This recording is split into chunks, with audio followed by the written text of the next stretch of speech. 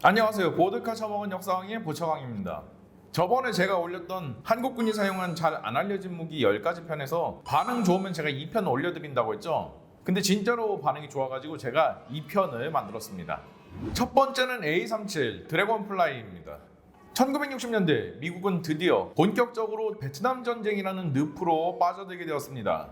베트남의 답도 없는 정글과 산악지대에서 헤매던 미군들은 차례차례 소리 소문 없이 베트콩들의 손에 시체가 돼버리곤 했죠. 이들을 잡으려고 수색작전을 나가봤지만 오히려 울창한 밀림 속에서는 수색작전 나간 미군들이 베트콩들한테 역으로 소탕당한 일들도 비일비재하게 벌어졌어요. 그럼 바로바로 공중지원이 되면 참 좋겠는데 당시 미군에는 빠르고 쓸데없이 유지보수가 굉장히 어렵고 지상군을 엄호하기에는 굉장히 부적절한 그런 기종들이 대부분이었어요. 그래서 만든 것이 이 A37이라는 물건입니다. 미국의 세스나사에서 만든 경공격기 내지는 코인기입니다. 코인기가 뭐냐면은 대게릴라 전용 항공기예요. 게릴라를 상대할 목적으로 굉장히 저속의 속도를 가지고 있고요. 이미 목적에서 알 수 있듯이 굉장히 작은 체급의 공격기입니다. 이 어느 정도로 작냐면은 똥파이브의 절반 체급입니다. 똥파이브도 작은 전투기인데도. 그래도 체급에 비해서 많은 2.5톤이라는 폭장량을 자랑하고 전선 상공을 장시간 채공하면서 지상병력들을 엄호해줄 수가 있었습니다. 드래곤플라이는 잠자리란 뜻이죠. 근데 한국군에서는 이 뜻을 초월 번역해가지고 용팔이라는 무시무시한 별명으로 불렀었죠. 한국 공군에서 이 A37을 도입하자마자 공군도 아니고 무려 육군에서 엄청 좋아하면서 설레발치고 F-16 대신에 A37을 100대 이상 도입하자는 정신나간 주장까지 진지하게 거론할 정도였는데요. 자세한 이야기는 A37편 영상을 보고 오시면 이해가 빠르실 겁니다. 결론부터 이야기 드리자면 그런 끔찍한 발상은 다행히도 다 묻혀버렸고 A37은 조용히 쓰다가 퇴역을 하게 되었죠. 최후에는 블랙이글스에서 고개 전용 항공기로 사용을 하게 되었는데요. 이마저도 2006년에 한 대가 고개 비행 도중에 노후화로 인해서 추락하는 사고가 터져가지고 안타까운 인명이 희생되었죠. 그래서 2007년부로 블랙이글스에서도 전부 갖다 버리면서 한국군은 이 A37 운영을 완전히 끝내게 됩니다. 두 번째 C123 수송기입니다.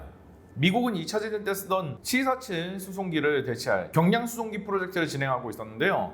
그 결과물로 1949년에 나온 것이 바로 C123 수송기입니다. 엔진은 미국제 드럼통 전투기로 유명한 P-47 썬더볼트의 엔진인 R2800 공랭식 성형 엔진을 장착을 했죠. 이거를 두 개를 장착했는데 한 개당 무려 2,000마력이 넘어가는 엄청나게 고출력 엔진이다 보니까 최대 이륙 중량이 무려 27톤이나 되었습니다. 경량 수송기라지만 이전에 C-47에 비해서 무려 2배나 힘이 좋아진 거죠. 베트남전 때까지 미군에서 절찬리에 사용이 되어졌는데요.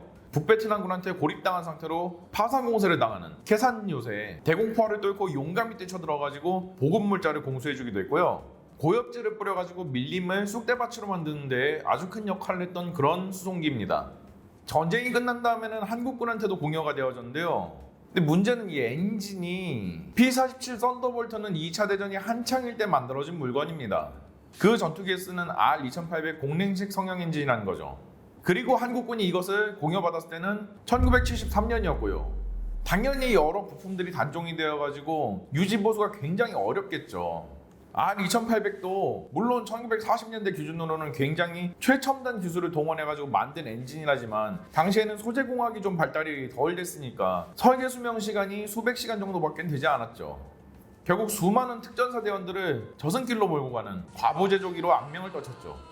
1982년 2월 5일 전두환 대통령의 호의를 위해서 특전사 대원들과 함께 제주도로 파견 가던 C123이 한라산 중턱에 추락하면서 특전사 대원 등 53명 전원 사망. 1982년 6월 1일 공수강화 훈련 중이던 C123이 청계산에 추락하면서 특전사 대원 등 53명 전원 사망. 1991년 3월 14일 C123이 훈련 비행 중 경남 밀양에 추락하면서 교육생 등 5명 전원 사망. 군에서도 당연히 문제시할 수밖에 없었고 결국 1980년대부터 제대로 된 수송기인 C130H 허큘리스 수송기가 우르르 도입이 되었고 그리고 경량 수송기인 CN-23모도 많이 들여오게 되면서 C123은 1994년까지만 쓰고 후다닥 퇴역시켜버렸죠. 세 번째 M115 8인치 견인 곡사포입니다. 한국군에서는 8인치 곡사포로 M110 8인치 자주포만 운영했다고 생각하시는 분들이 많은데요. M115 견인 곡사포도 절찬리에 이용을 했었습니다. 여러분 자주포랑 공성포의 포지션에서 운영을 했다고 보시면 됩니다. 한국전쟁 때도 수많은 중공군들을 조지는데 아주 일조한 포죠. 자세한 것은 중공군의 5-1차 대공세편을 보고 오시면 이해가 빠르실 겁니다. 참고로 이 포랑 중공군의 인연이 굉장히 질긴데요. 또다시 몇 년 뒤에 이 포에 크게 곤욕을 치러야 됐었습니다. 1958년 중공군이 찐먼섬을 고립시키고 점령하려고 본격적으로 포격을 날려댔죠. 찐먼 포격전이 시작된 것입니다.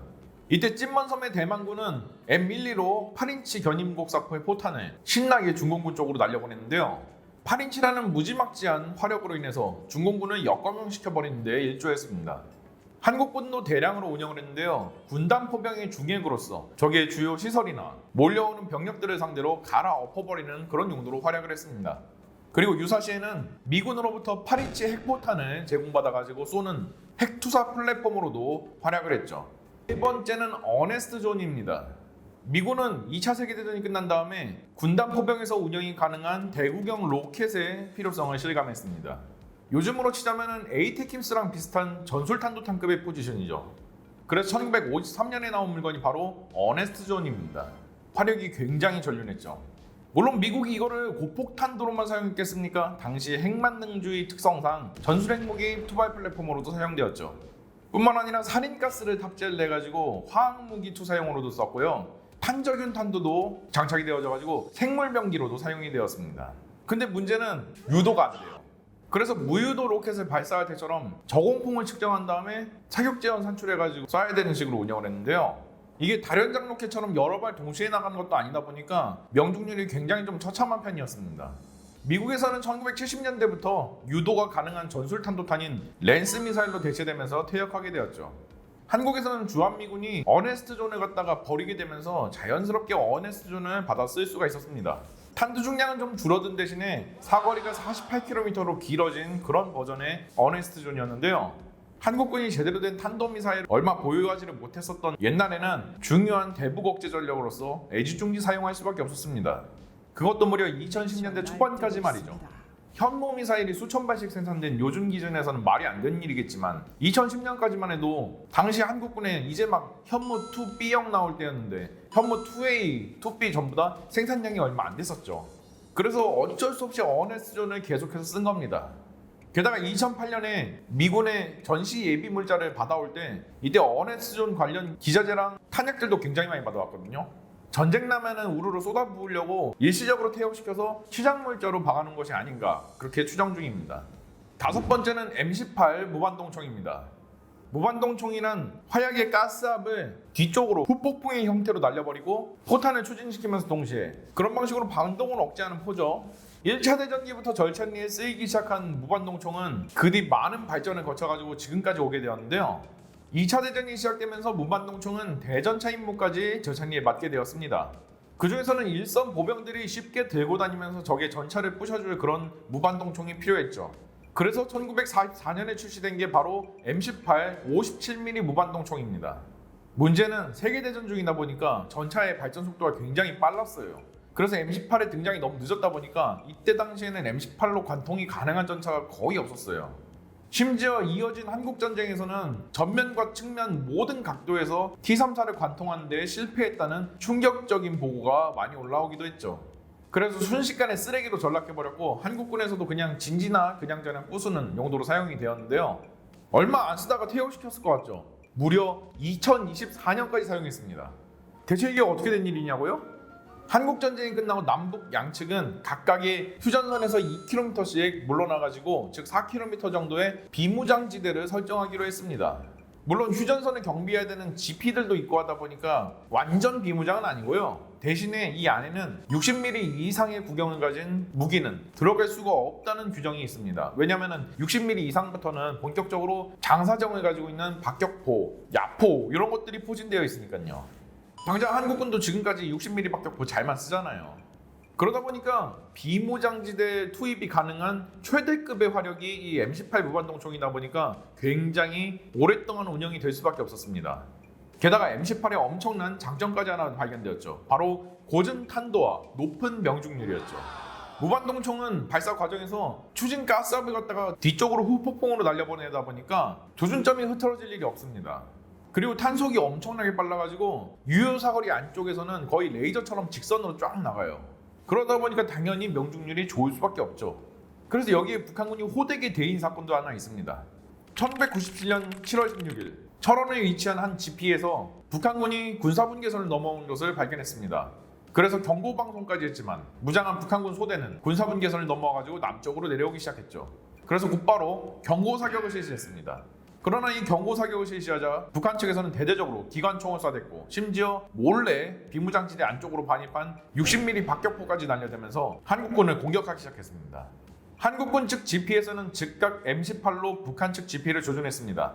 그리고 병력들이 M18로 노린 곳은 바로 기관총 사격이 계속되고 있던 북한군 GP의 기관총 진지였죠. 그리고 기관총 진지에서도 가장 맞추기 어렵다는 그리고 굉장히 조그마한 총항구를 노리고 초탄을 발사했습니다. 그리고 포탄이 정확히 총항구 안쪽에 골인해버렸죠. 북한군의 사격이 포탄이 골인된과 동시에 조용해졌습니다. 그렇게 이날 전투는 굉장히 싱겁게도 한국군의 승리로 돌아갈 수가 있었죠. 다만 이후에도 북한군이 계속해서 비무장지대에 60mm 이상의 불법 허기들을 갖다가 많이 들여오면서 한국군도 2015년 서부조선 포격도발 사건을 계기로 GP들의 130mm 구경을 가진 메티스-M 대전차 미사일들을 우르르 전진 배치시키면서 그 입지가 굉장히 좁아질 수밖에 없었죠. 결국 2024년 10월에 공식적으로 도태되게 되었습니다. 여섯 번째는 레드아이 미사일입니다. 1960년대 미국은 야전 방공망을 강화하기 위해서 보병들이 들고 쏠 수 있는 대공 미사일을 개발하기로 했는데요. 그게 바로 미국 최초의 휴대용 대공 미사일인 레드아이 미사일이었습니다. 사거리 4.5km에 마하 1.7의 속도를 가지고 있어가지고 굉장히 쓸만한 물건 같아 보였는데요. 현실은 시궁창이었죠. 일단 그때 당시 기술로 저렇게 조그만한 미사일에 좋은 유도 장치를 달아줄 수가 없었어요. 그래서 시커는 적기의 배기열, 즉 뒷꽁무니만 조준해가지고 낙원할 수가 있었고 심지어 태양을 표적으로 오인하고 따라가는 경우도 굉장히 많았다고 합니다. 구동부도 굉장히 구려가지고 기동성이 3G, 전투기가 일반적인 급선에만 해도 피할 수 있는 수준의 그런 기동성이었고요. 아무튼 뭐 단점 투성이었어요. 근데 세계 최초로 개발된 물건인데 대안이 있습니까? 그냥 울며 겨자기 맞기로 써야죠. 그래서 절찬리에 판매가 되었습니다. 한국군도 이거를 1970년대부터 받아서 쓰게 되었는데요.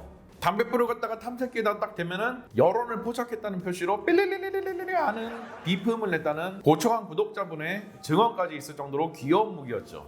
그러나 적게 꽁문이나 조준할 수 있다는 점은 산악지대인 한국에서는 굉장히 큰 단점이었습니다. 산맥 사이를 가로질러 가는 전투기의 꽁무니를 볼 쯤이면 이미 시야에서 사라지고 없을 테니까요. 그래서 1980년대 적기를 보자마자 발사해가지고 전방위에서 공격할 수 있는 영국제 제블린 대공미사일이 도입되었는데요. 제블린이 어떤 찐빠 같은 물건이었는지는 제블린 편 영상을 보고 오시면 이해가 빠르실 겁니다. 이렇게 제블린을 도입함으로 인해서 한국군의 휴대용 대공미사일 사업들은 전부 다 꼬여버렸고 결국 레드아이 미사일은 아쉬운 대로 2000년대까지 의문의 장수를 하게 되었습니다. 일곱 번째는 EC-47Q입니다. 한국군이 1970년대부터 전자전 정찰기를 보였다고 하시면 여러분 믿으시겠습니까? 바로 EC-47Q입니다. 2차 대전 때 쓰던 베스트셀러 수송기 C-47을 개조해가지고 전자전 정찰기로 쓰던 물건인데요. 근데 굉장히 원시적인 방법으로 전자전 정찰을 합니다. 이 정찰기가 적의 레이더 근처를 배회합니다. 적의 레이더로부터 거리가 다른 A, B, C 지점을 통과했을 때 전파의 세기가 각기 다르겠죠. 이거를 삼각 측량으로 계산하면은 적의 레이더의 위치가 대충 나오는 겁니다. 문제는 이 계산을 연필이랑 지우개가지고 수동으로 해줘야 된다는 게 단점이었죠. 게다가 운영 방식 특성상 적의 방공망이 굉장히 가깝게 접근을 했다 보니까 위험도가 높은 임무였죠. 이 때문에 한국군에서는 1993년까지만 쓰고 퇴역을 시켜버렸고 이후에 백두 정찰기로 대체가 되었습니다. 여덟 번째는 M1D 소총입니다. 보시면 알겠지만 박정희 대통령이 이걸 들고 찍은 사진이 굉장히 유명하죠. 그리고 엄청나게 거대한 광학 장비가 게런드에 올려져 있어가지고 이게 뭔 총이냐는 질문이 지금도 종종 올라와요. 이게 뭐냐면은 2차 대전과 한국전쟁에서 주력으로 쓰였던 미군의 반자동 소총인 M1 게런드의 적용용 버전입니다. 여기에는 저격수용 스코프를 장착할 수 있는 어댑터가 장착되어 있죠. 다만 어댑터가 요즘 저격총들처럼 총 바로 위에 있는 게 아니라 옆으로 비스듬하게 설치가 되어 있는데요. 이게 왜 그러냐면은 M1 게런드 같은 경우에는 탄클립을 위에서 아래로 찍어 누르는 식으로 장전을 해주다 보니까 어쩔 수 없이 어댑터를 옆으로 치우치게 달 수밖에 없었던 거죠. 박정희 대통령이 들고 있는 사진에서 보면은 M1D 소총이 스코프가 아니라 굉장히 거대한 뭔가를 달고 있는데요. 바로 이게 PAS4 야간 조준경이라는 물건입니다. 빵세대 액티브 방식의 야간 조준경이라 가지고 굉장히 무겁고 거추장스러웠죠. 인간의 눈으로는 볼 수 없는 적외선 플래시라이트를 갖다가 앞으로 쫙 비춰가지고 물체에 반사되고 돌아온 적외선을 사람이 볼 수 있는 가시광선으로 바꿔줘가지고 밤에도 앞을 볼 수 있게끔 만들어주는 그런 장비인데요. 일단 무게가 원판 소총인 게런드보다 훨씬 무거웠고요. 작동 시간도 길지가 않았습니다.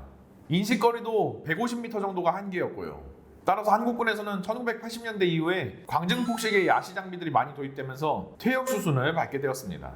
아홉 번째는 불법 공대지 미사일입니다. 불법이 아니라 불법입니다.